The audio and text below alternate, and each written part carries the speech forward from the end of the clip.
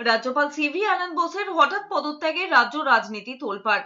একদিকে তৃণমূল, সিপিএম, কংগ্রেস যখন একযোগে প্রশ্ন তুলেছে রাজ্যপাল সিভি আনন্দ বোস পদত্যাগ করলেন না করানো হলো, তখন বিজেপির দাবি কি কারণে পদত্যাগ সেটা সিভি আনন্দ বোসই বলতে পারবেন। রাজ্যের মন্ত্রী শশী পাজা প্রশ্ন তুলেছেন, রাজ্যপালের পদত্যাগের পেছনে কেন্দ্রের কোনো অভিসন্ধি থাকতে পারে।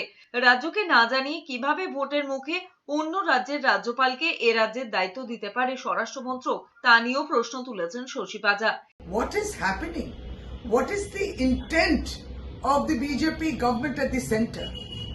The Union Home Minister, what is your nefarious objective behind making the governor resign at this point of time when Bengal is due to elections in just less than a month?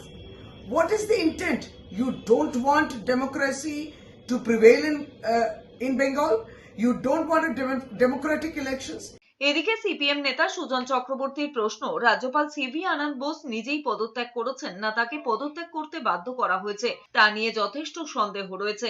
কারণ উপরাষ্ট্রপতি জগদীপ ধনখড়ের বিষয়টি সবারই জানা। প্রাক্তন প্রদেশ কংগ্রেস সভাপতি অধীর চৌধুরীর কথায় এই রাজ্যপালকে কেস দিয়ে চরিত্র হননের চেষ্টা করেছিল তৃণমূল।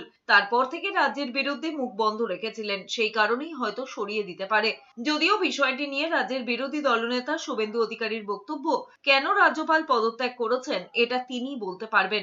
অন্যদিকে রাজ্য বিজেপির সভাপতি শ্রমিক ভট্টাচার্যর কথায়, কংগ্রেস আগে যেভাবে বিভিন্ন রাজ্যে সরকার ফেলে দিত, মমতা বন্দ্যোপাধ্যায় দীর্ঘদিন কংগ্রেসের রাজনীতি করায় সেই কংগ্রেসের আয়নাতে মুখ্যমন্ত্রী প্রতিচ্ছবি দেখছেন।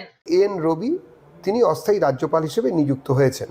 মুখ্যমন্ত্রী মমতা বন্দ্যোপাধ্যায় তাই নিয়ে একটা টুইট করেছেন, সেখানে অনেক রকম কথা লিখেছেন, অঙ্ক আছে, আতঙ্ক আছে ইত্যাদি।